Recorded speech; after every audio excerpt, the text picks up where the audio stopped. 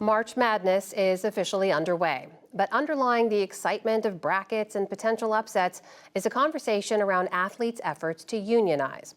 Last month, the Dartmouth men's basketball team voted 13-2 to form a union after the National Labor Relations Board ruled that the players were employees of the private university.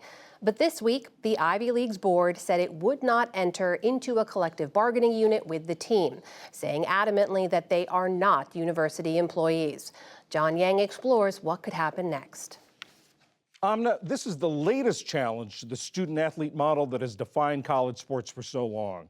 Recent court decisions have pushed the NCAA to allow athletes to make money from their names, images, and likenesses, and to get limited payments to cover living expenses. But allowing players to enter into collective bargaining for things like health benefits would be a whole new ballgame. Gabe Feldman is director of Tulane's sports law program, and he's also the school's associate provost for NCAA compliance. Gabe, there are many steps to go here. Dartmouth is appealing this to the National Labor Relations Board. But potentially, how big a deal is this? It's massive, potentially. As you said, there are many steps to go, and Dartmouth has announced that they are going to refuse to bargain with this union. But assuming it does go all the way and it is affirmed and that the Dartmouth men's basketball players can unionize, it is likely that virtually every college athlete in the country will be able to unionize and collectively bargain over their compensation and their other terms and conditions of employment. So it would completely upend the system of college sports we've had in the past. It might lead to massive salaries on some ends and lower salaries on other ends, but it would certainly fundamentally change the relationship between the college athletes and their universities. And at the heart of this dispute is what qualifies as an employee. Dartmouth, as you said, is not going to bargain with this union. They said varsity athletes in the Ivy League are not employees. They are students whose educational program includes athletics. The NLRB says they are employees because they get compensation. I remember 6 pairs of shoes every season and tickets. How do you weigh those? How do you look at those two competing arguments? Well, I think you look at the past several decades, and every court that has looked at this has said that college athletes are not employees because what they're doing is part of the educational system. And we have seen a shift as there's more and more money pouring into high-end college sports where people have said, well, these athletes are working really hard. They are generating a lot of money for their schools. The schools are controlling every hour of their day, and they're getting compensation through athletic scholarships. For Dartmouth men's basketball players, it's very different. They're not generating a lot of money.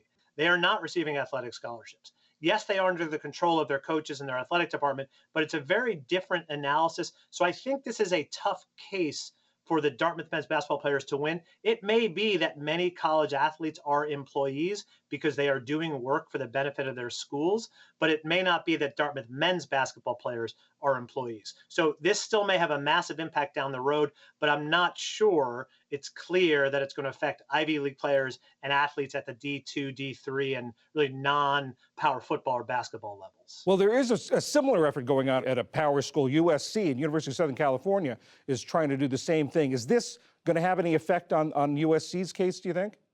Keep in mind the National Labor Relations Act only applies to private employers, so it only applies to private schools. Dartmouth is a private school, so are all of the other schools in the Ivy League, but the majority of Division I schools and the schools in what used to be called the Pac-12 are public schools. So the NLRA does not apply to them. What's interesting in the USC case is the NLRB is arguing that the conferences are also the employers of the athletes. And because all of the conferences are private, if they win that case, it means that every athlete at every school, public or private, would also be covered under the NLRA. So they would all have the right to unionize. I think USC, if you look at the technical factors of employment status, probably those football players and basketball players have a better argument because they are receiving compensation in the form of athletic scholarship as opposed to 6 pairs of sneakers that the Dartmouth men's basketball players are receiving.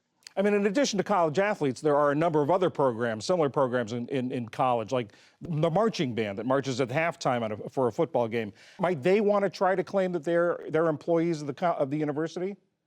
I think they might. We're certainly seeing the growth of unions on college campuses for student workers, and it might be that the music student or the marching band student argues that they're doing just as much work as the college athlete, and they're also getting free gear and they're getting free travel and they may be getting preferential admissions. But what the National Labor Relations Regional Director said that distinguishes Dartmouth athletes from potentially Dartmouth musicians is that the music program does not exercise as much control over the musicians. And they don't, unlike with the athletes, they don't say if you're going to be a music student, you can't take certain majors and you have to miss class so that you can go to your rehearsals or your practices or your performances. So that's the line that was drawn in the Dartmouth case. But I do think it might open the door for not only all college athletes, but as you said, other college students on campus who are working hard and believe that they should be protected by federal labor law. Gabe Feldman from Tulane University, thank you very much. Thanks for having me.